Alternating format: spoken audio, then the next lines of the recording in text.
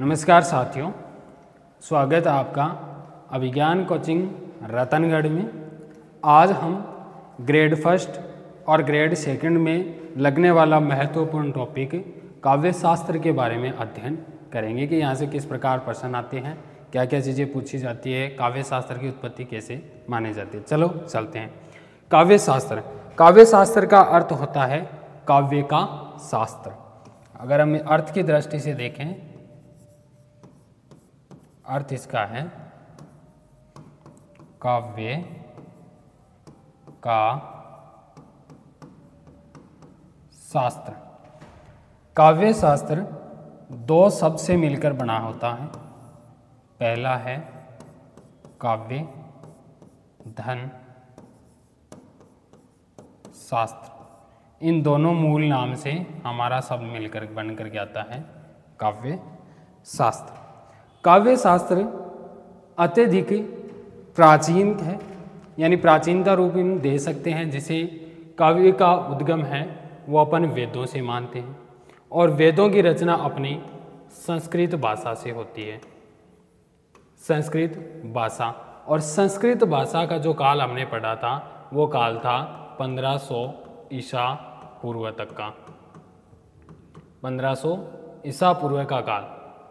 इसी कारण हम कह सकते हैं काव्य शास्त्र की उत्पत्ति है वो प्राचीन है, और प्राचीनतम भाषा हमारी संस्कृत है, और संस्कृत में वेदों की रचना हुई थी, और उन्हीं वेदों में हमारे काव्य शास्त्र के उद्गम है वो होता है। वर्तमान स्थिति में काव्य शास्त्र के उपलब्ध ग्रंथों में भरत मुनि के नाट्य शास्त्र, ध्यान से देखना,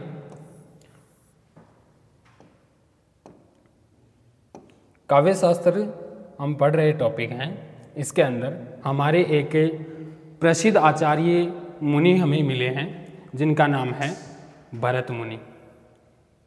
इन भरत मुनि के नाट्य शास्त्र, यानी भरत मुनि के द्वारा रचित ग्रंथ है नाट्य शास्त्र से पूर्व कोई भी ऐसा ग्रंथ हमें प्राप्त नहीं होता जो काव्य शास्त्र के बारे में हमें जानकारी दे रहा हो, उपलब्ध नहीं होता। अतः हम भरत मुनि के नाट्य शास्त्र से ही काव्य शास्त्र की उत्पत्ति या प्रारंभ मान सकते हैं। यानी कहने का तात्पर्य ये हुआ कि काव्य शास्त्र शब्द है वो काव्य का शास्त्र से मिलता है। अत्यधिक प्राचीन शब्द होने के कारण, अत्यधिक प्राचीन ग्रंथ होने के कारण ये संस्कृत के वेदों से लिखा गया है। लेकिन वर्तमान आधुनिक दौर के अंदर काव्य शास्त्र है वो हमें भरत मुनि के नाट्य शास्त्र एक ग्रंथ है। भरत मुनि हमारे आचार्य, इनके नाट्य शास्त्र से के अंदर हमें काव्य शास्त्र के बारे में जानकारी या पढ़ने का उल्लेख है वो मिलता है। चलो आगे चलते हैं। काव्य शास्त्र की विधाएं कौन कौन सी, इसका नामांकन है वो किस तरह से चलता है, कौन कौन से कवि या आचार्य हैं जो हमें काव्य शास्त्र के बारे में अनेकों नाम है वो देते हैं या प्राप्त करवाते हैं। जिसमें हमारे पहले कवि है वाल्मीकि जी।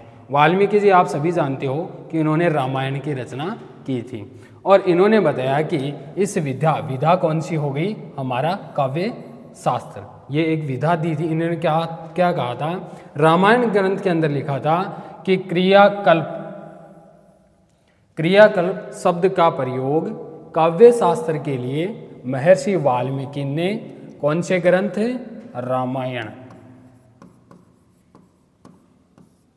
रामायण ग्रंथ के अंदर सबसे पहले प्रयोग किया था। यानी कह सकते हैं हम काव्य शास्त्र का प्रयोग महर्षि वाल्मीकि ने अपने ग्रंथ रामायण में क्रियाकल्प के नाम से प्रयोग किया था, जिसे हम काव्य शास्त्र के पढ़ रहे हैं।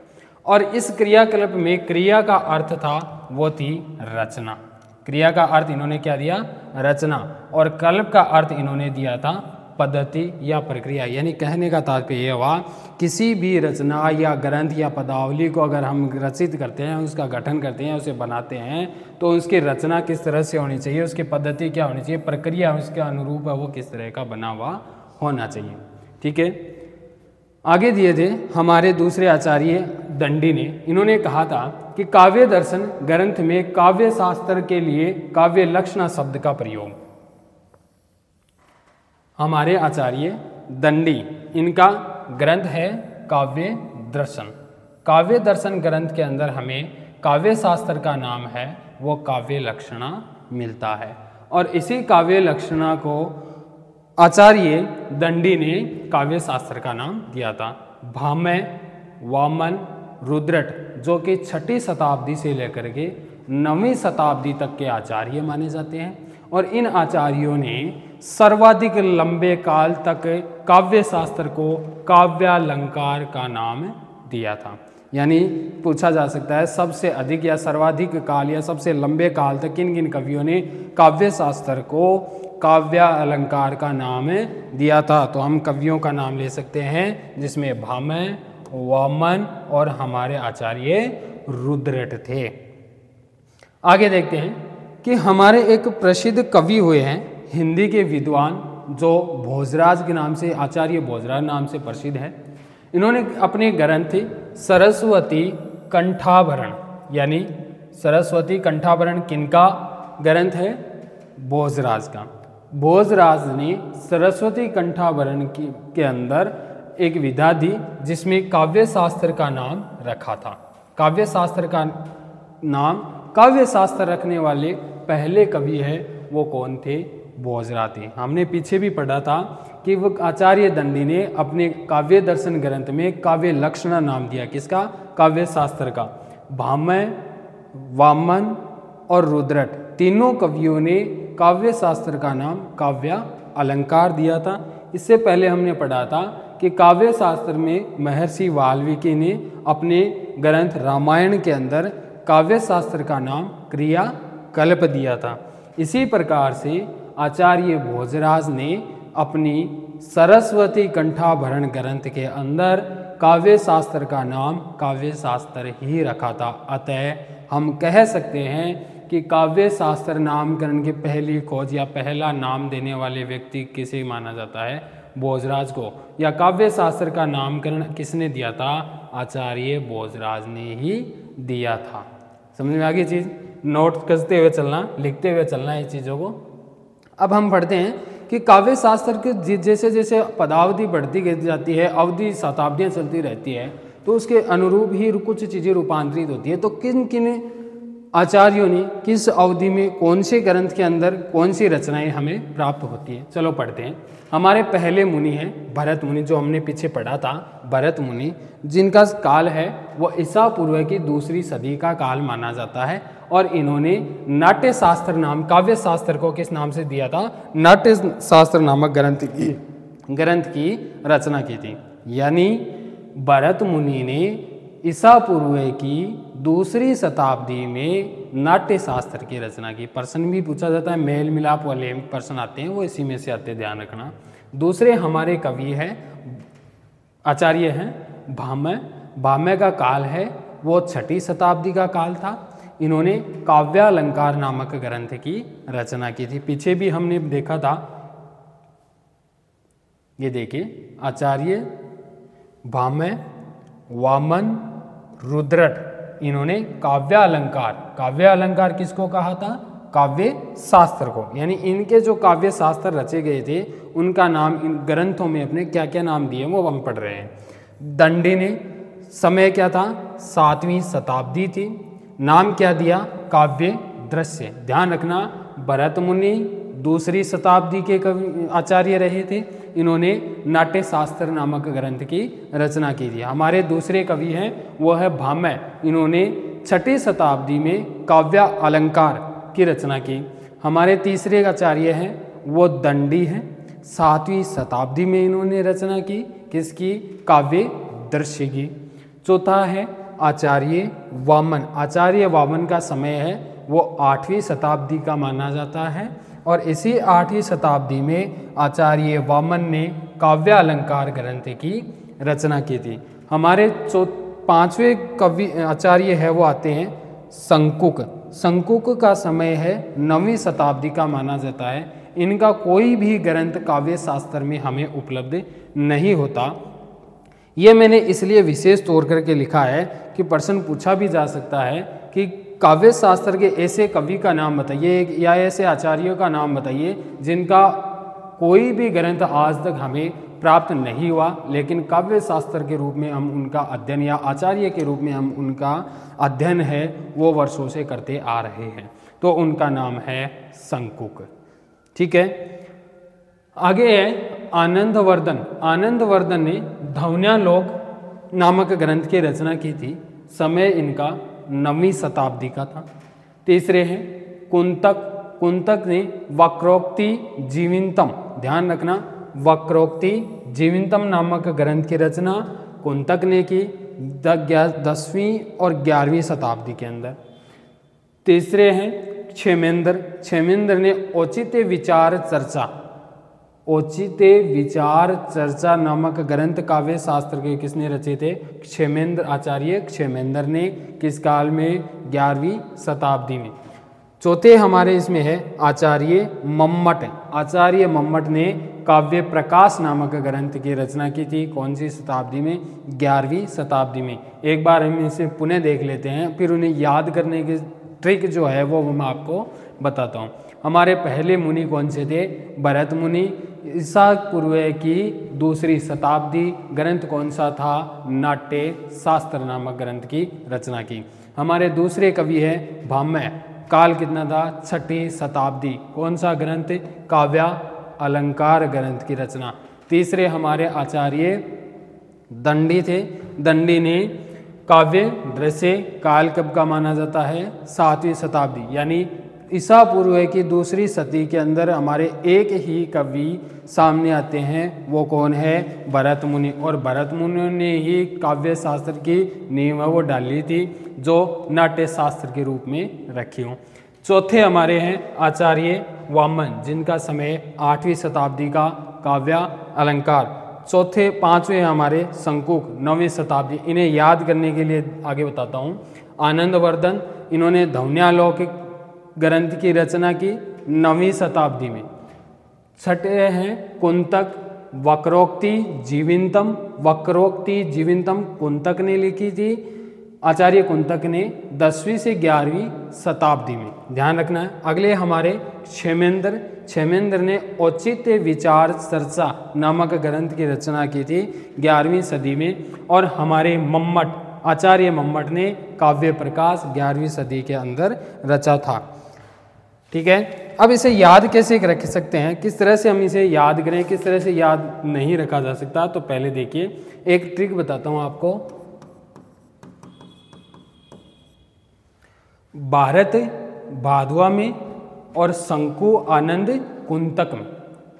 याद रखना, भारत भादुआ में, शंकु कुंतक, शंकु आनंद कुंतक में। लिख लो, भरत भादुआ में, भारत भादुआ में और शंकु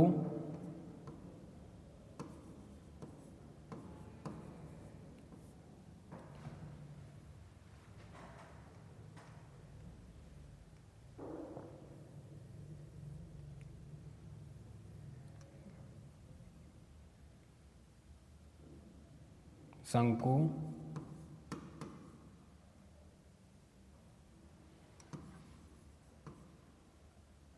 आनंद कुंतक में। भरत भादुआ में शंकु आनंद कुंतक में चलते हैं। ध्यान रखना, भरत है वो तो भादुआ में चल, आपने जो मारवाड़ी में कहावत है कि भरत है वो तो भादुआ में चल है, शंकु और कुंतक है जगह, शंकु और आनंद जगह कुंतक में चाची। यानी कहने का तात्पर्य कि भरत भादुआ में और शंकु और आनंद कुंतक में चलते हैं। अब जैसे भरत से हो गया भरत मुनि। कौन सी शताब्दी? 2री शताब्दी। याद रखना है। ग्रंथ कौन सा था? नाट्य शास्त्र। दूसरे हमारे कवि भासे भामह, 6ठी शताब्दी।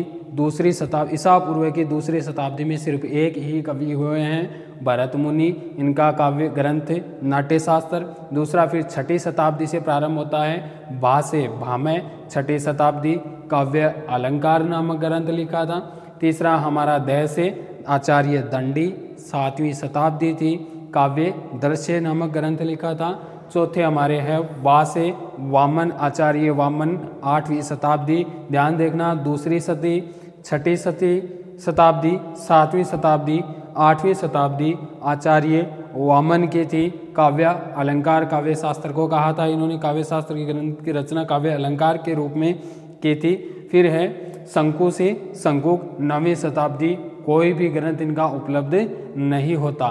फिर है आनंद, आनंद से हमारा आनंदवर्धन, आनंदवर्धन से ध्वन्यालोक। अब ध्यान रखना, दय से आनंदवर्धन, दया आ रहा है इसमें, दय से ध्वनि लोक, कौन सी सदी में? 9वीं सदी में, याद रखना। कुंतक, कुंतक से वक्रोक्ति जीवितम, यही हमारे संप्रदाय भी इसी में से निकल करके आएंगे। कुंतक कैसे, कुंतक कैसे, वक्रोक्ति कैसे, कै ध्यान में रखना। कौन सी सदी? 10वीं से 11वीं सदी। क्षेमेंद्र, क्षेमेंद्र में मात्राएं कितनी आ रही है? 2, और इसमें कौन सा लग रहा है? औचित्य विचार चर्चा, तो क्षेमेंद्र में 2 मात्रा, औचित्य में 2 मात्रा से आप मिलान कर सकते हो। कौन सी सदी? 11वीं शताब्दी। आचार्य मम्मट, मम्मट का काव्य प्रकाश। इस तरह से हम काव्य ग्रंथ या काव्य शास्त्र के जो रचयिता हैं उनका समय है वो हम याद रख सकते हैं। आगे देखें हमारे प्रमुख संप्रदाय। काव्य शास्त्र के अंदर संप्रदाय में से 100 में से 99% एक प्रश्न है वो पूछा जाता है। यहाँ से प्रश्न आने की संभावना सबसे अधिक रहती है कि हमारे काव्य शास्त्र में संप्रदाय कितने हैं, कौन कौन से संप्रदाय चले थे, कौन कौन से कवि या आचार्य ने संप्रदायों को चलाया था। ठीक है, तो हमारे काव्य शास्त्र में मुख्य रूप से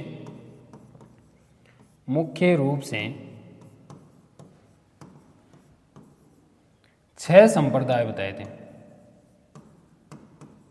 मुख्य रूप से कितने संप्रदाय बताए थे? 6 संप्रदाय बताए थे। 6 संप्रदाय। 6 संप्रदाय में पहला संप्रदाय हमारा है वो आता है रस संप्रदाय।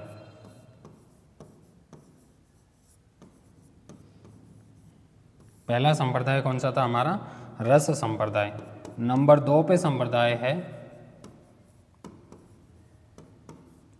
अलंकार संप्रदाय। तीसरा हमारा है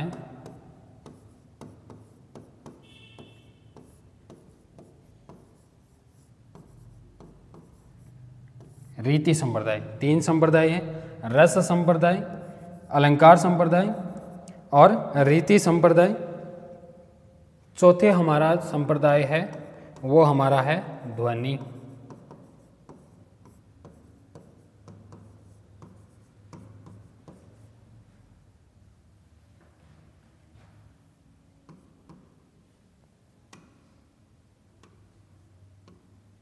ध्वनि संप्रदाय। 5वां है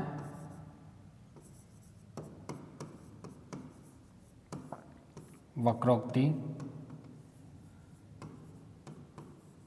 संप्रदाय।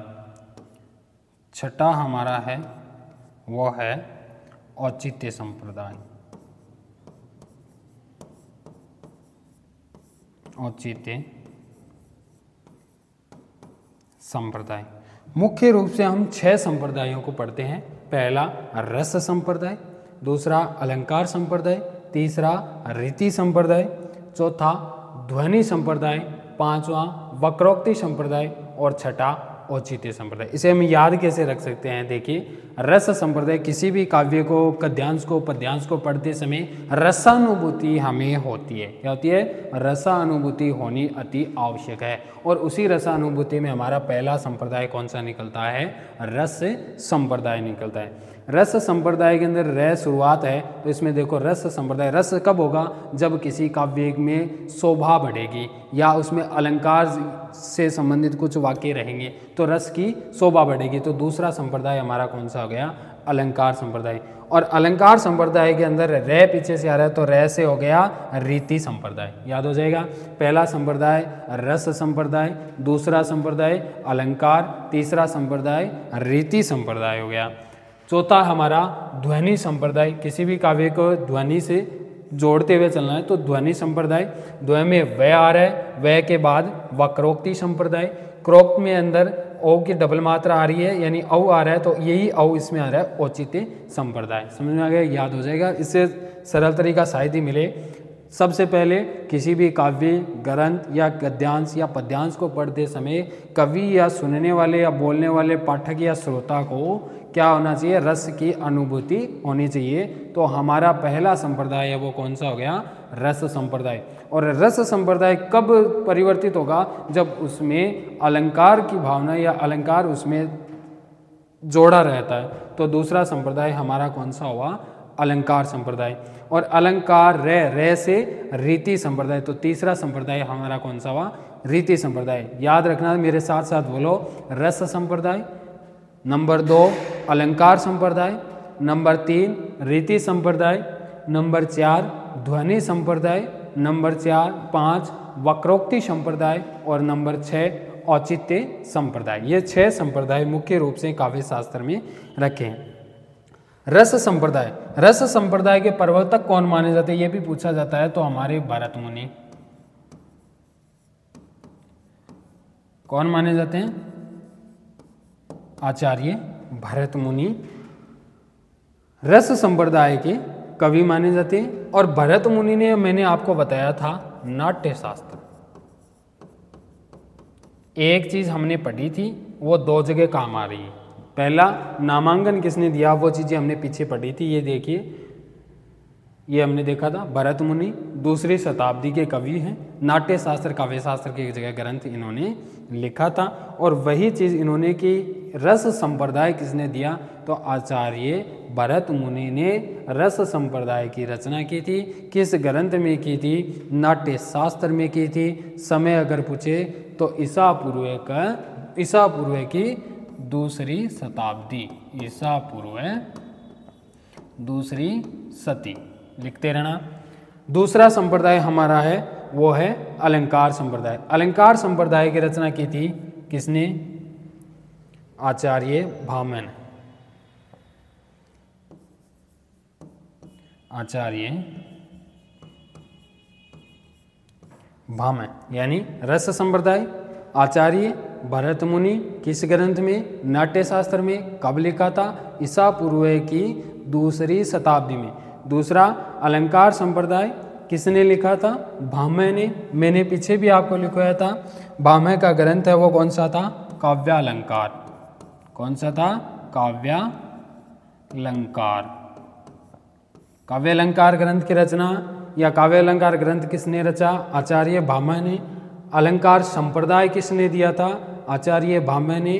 कब दिया, यह भी बताया था मैंने, ईसा पूर्व की 6ठी शताब्दी। आचार्य भामह। काव्य अलंकार किसने लिखा था, भामह ने। और वहीं पे संप्रदाय की अगर बात करें, अलंकार संप्रदाय किसने दिया था, आचार्य भामह ने। कब दिया, 6ठी शताब्दी में। कौन से ग्रंथ में दिया, काव्य अलंकार में दिया। याद रह जाएगा। आगे चलो, तीसरा संप्रदाय है हमारा वो है रीति संप्रदाय। रीति संप्रदाय किसने दिया, आचार्य वामन। किसने दिया था, आचार्य वामन ने। आचार्य वामन कब दिया था, 8वीं शताब्दी। कौन से ग्रंथ, काव्य अलंकार। कौन सा ग्रंथ था, काव्यालंकार सूत्रवर्ती। ये याद रखना, दोनों चीजें एक जैसी है ये दोनों, लेकिन हमें थोड़ा सा याद रखें, सूत्रवर्ती। आचार्य भामह ने अलंकार संप्रदाय की रचना की थी।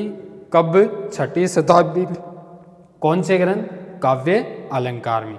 लेकिन रीति संप्रदाय हमें किसने दिया था, आचार्य वामन ने। किस ग्रंथ में, काव्य अलंकार सूत्रवर्ती ग्रंथ में। ठीक है। चौथा संप्रदाय हमारा है ध्वनि संप्रदाय। ध्वनि संप्रदाय हमारा दिया था आनंद वर्धन। आचार्य आनंद वर्धन ने ध्वनि संप्रदाय की रचना की थी। और ध्वनि संप्रदाय किस ग्रंथ में, ध्वन्यालोक। कौन सा ग्रंथ था, ध्वन्यालोक। और यही चीज हमने पीछे पढ़ी थी, आचार्य आनंदवर्धन। ग्रंथ कौन सा था? ध्वन्यालोक। कब रचा गया था? 9वीं शताब्दी में। 9वीं शताब्दी में आनंदवर्धन द्वारा रचित ग्रंथ ध्वन्यालोक में आनंदवर्धन ने हमें ध्वनि संप्रदाय दिया था। समझ में आ गई चीज? ध्वनि संप्रदाय किस आचार्य ने दिया? आचार्य आनंदवर्धन ने। किस ग्रंथ में दिया? ध्वन्यालोक में दिया। कब दिया? 6ठी शताब्दी में। ठीक है, अगला हम 9वीं शताब्दी, यहाँ ध्यान रखना,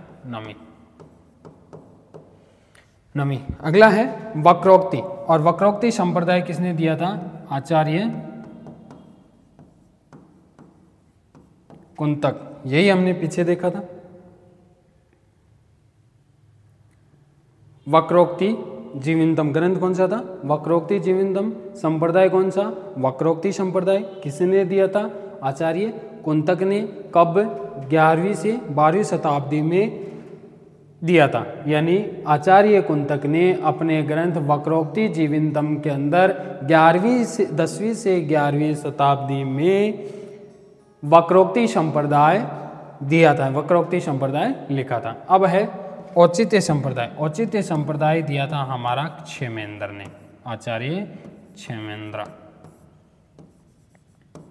आचार्य क्षेमेंद्र। और आचार्य क्षेमेंद्र का ग्रंथ वो कौन सा था?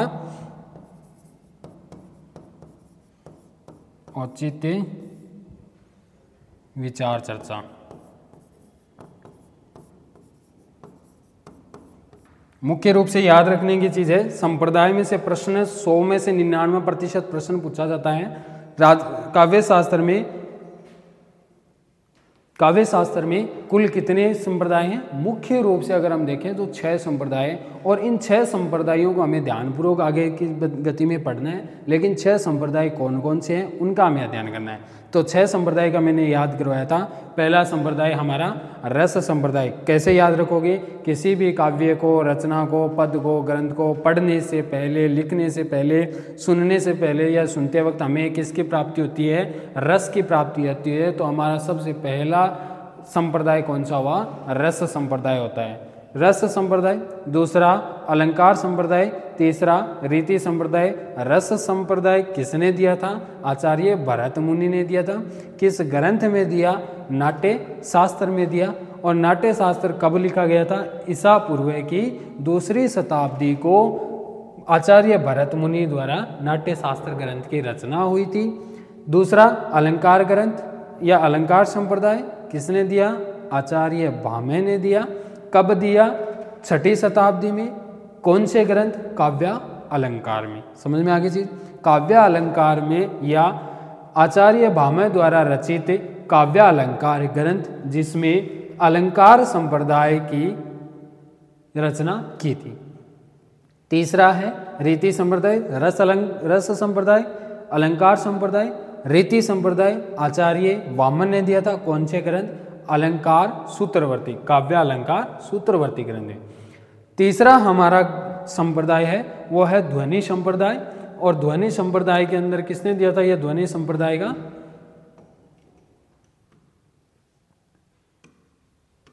ध्वनि संप्रदाय किसने दिया था? आनंदवर्धन ने दिया था 9वीं शताब्दी में। ग्रंथ का नाम क्या था? ध्वन्यालोक नामक ग्रंथ में के लेखक आचार्य आनंदवर्धन ने ध्वनि संप्रदाय 9वीं शताब्दी में दिया था। आगे है वक्रोक्ति संप्रदाय। किसने दिया था? आचार्य कुंतक ने। और चौथा हमारा औचित्य संप्रदाय किसने दिया था? आचार्य क्षेमेंद्र ने। कौन से ग्रंथ? औचित्य विचार चर्चा ग्रंथ के अंदर दिया था। ये हमारे 6 संप्रदाय हैं। हमने पढ़ा था काव्य शास्त्र कहाँ से रचा गया, कहाँ से नहीं, और कैसे इसका नामकरण हुआ, किस तरह से नामकरण चलता है। पढ़ा था काव्य शास्त्र के विभिन्न आचार्य कौन कौन हैं, किस शताब्दी में लिखे और कौन कौन से ग्रंथ, ये ग्रंथ हमने पढ़े हैं एक एक करके। अब कल हम इसके आगे मुख्य रूप से बातें करेंगे। धन्यवाद।